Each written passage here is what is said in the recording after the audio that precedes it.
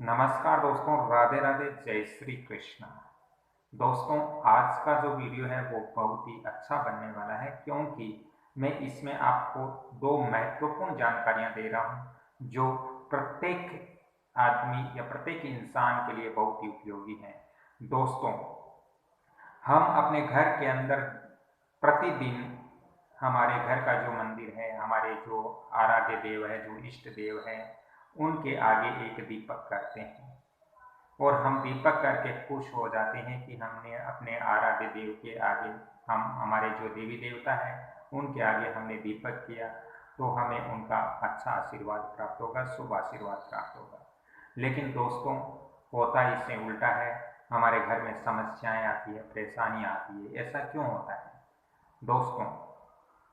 Number एक, जो दीपक हम अपने आराध्य देव, अपने भगवान के सामने जो करते हैं, वो दीपक कैसे करना चाहिए और उस दीपक में हमें क्या क्या ध्यान रखना चाहिए, तो यहाँ पहला पॉइंट मेरा यही रहेगा। तो दोस्तों, दीपक जो होता है वो कोई बड़ा दीपक रखता है, कोई छोटा दीपक रखता है। मित्रों, दीपक बिल्कुल छोटा भी नहीं होना चाहिए, ज़्यादा बड़ा भी नहीं होना चाहिए। दीपक आप चांदी का रख सकते हो, पीतल का रख सकते हो, कांसी का रख सकते हो, लेकिन स्टील का बर्तन, स्टील का दीपक आपके मंदिर के अंदर नहीं होना चाहिए। साथ ही दोस्तों, जो आप दीपक करते हो, उस दीपक में जो बत्ती होती है वो कपास या रुई की आप रखते हो, लेकिन कपास या रुई की जो हम बत्ती बनाते हैं वो एक तार की नहीं होनी चाहिए। बत्ती हमेशा दो तार की होनी चाहिए। आपने प्राचीन समय में देखा होगा कि बहुत सारे लोग हैं जो कपास जो रुई होती है उसके दोनों तार को आपस में गूंथ करके, आपस में बंट करके फिर वो दीपक करते थे। लेकिन आजकल हमारे पास इतना समय नहीं है, इसलिए हम जो कपास होता है, जो रुई होता है, उसका एक तार को थोड़ा सा घुमाकर और हम दीपक में डाल देते हैं, दो चार बूंद घी की डाल देते हैं और हम बोलते हैं भगवान खुश हो जाएंगे। ऐसा नहीं होता है दोस्तों। दीपक करते हो तो दीपक जो कपास होता है, जो रुई होती है, वो दो तार की होनी चाहिए। और रुई और कपास से अच्छा है कि जो कलेवा होता है, जो मोली जिसको हम बोलते हैं, हाथ पे बांधने वाली, रक्षा सूत्र भी उसको कहते हैं, उसके यदि दो तार बनाकर आपस में गूंथकर और उसको उसका यदि बत्ती बनाकर हम दीपक करें तो ये बहुत शुभ होता है वास्तु शास्त्र के अनुसार। नंबर दो मित्रों, हम आजकल मार्केट से अशुद्ध घी लेकर आते हैं।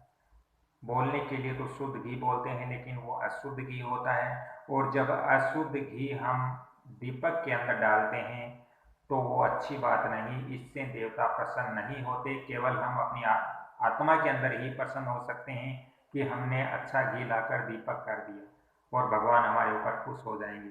तो ऐसा नहीं होता है।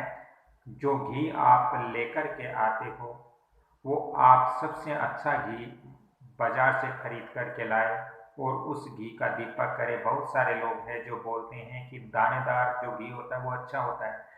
नहीं होता है दोस्तों। देवताओं के लिए वो घी अच्छा नहीं होता है, उसके अंदर मिलावट होती है।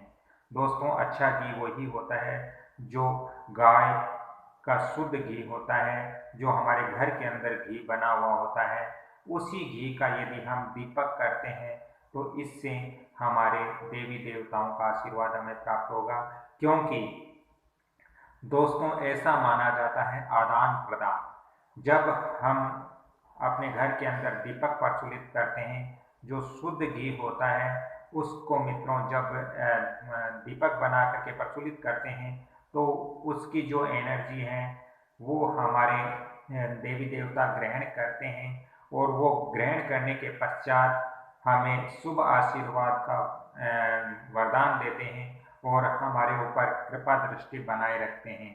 यदि हम उनको अशुद्ध घी अर्पित करते हैं तो उनका शुभ आशीर्वाद हमें प्राप्त नहीं होगा, जिससे हमारे सामने बहुत सारी परेशानियां होगी। तो आपको ये ध्यान रखना है कि आपके घर के जो मंदिर का दीपक है, उस दीपक की जो बत्ती है वो दो तार की होनी चाहिए। मंदिर के अंदर जो घी उपयोग में ले रहे हो दीपक के लिए वो बिल्कुल शुद्ध होना चाहिए, गाय माता का घी होना चाहिए। तीसरे नंबर जो दीपक है वो न ज़्यादा बड़ा हो न ज़्यादा छोटा हो, मध्यम आकार का दीपक आप अपने घर के अंदर रखें। चौथा नंबर, दीपक स्टील का नहीं रखना है, तांबे का, पीतल का या मिट्टी का या चांदी का दीपक आप रख सकते हो। ये आपके लिए बहुत अच्छा है, इससे आपके देवी देवता बहुत ज़्यादा प्रसन्न होते हैं। दोस्तों, इससे आगे बढ़ते हुए मैं आपको बताता हूँ कि आजकल हम मंदिरों के अंदर या अपने घर के मंदिर के अंदर अगरबत्ती का उपयोग बहुत ज़्यादा करने लग गए। दोस्तों, अगरबत्ती के अंदर बांस आता है और बांस है वो जलाना नहीं चाहिए, क्योंकि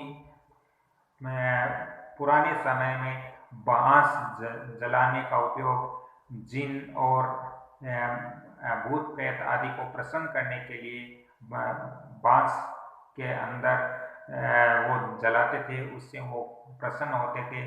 तो दोस्तों, हमें भूत प्रेत आदि को प्रसन्न नहीं करना है, हमें अपने देवी देवताओं को प्रसन्न करना है, इसलिए अगरबत्ती का उपयोग हमें नहीं करना चाहिए, बांस को कभी नहीं जलाना चाहिए।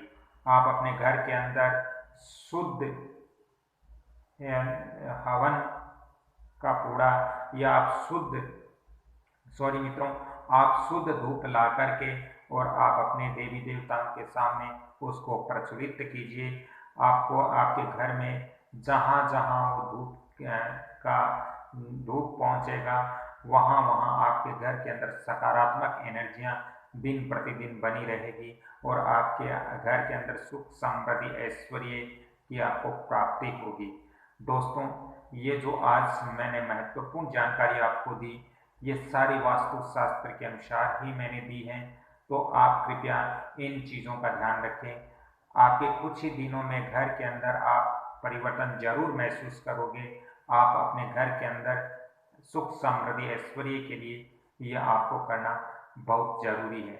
ये चैनल भी आपके लिए बहुत महत्वपूर्ण है, इसलिए आप इस चैनल को लाइक कीजिए, शेयर कीजिए, सब्सक्राइब कीजिए और बेल आइकन घंटी के निशान पर भी क्लिक करें, ताकि मेरा भी मनोबल बढ़ेगा और मैं आपको ऐसी और आगे ज्योतिष और वास्तु की जानकारियाँ दूंगा। तो राधे राधे मित्रों, जय श्री राम। अगली कड़ी में फिर मैं आपसे मिलता हूँ एक वास्तु और ज्योतिष का लेकर। तब तक के लिए मैं आपसे क्षमा चाहता हूँ।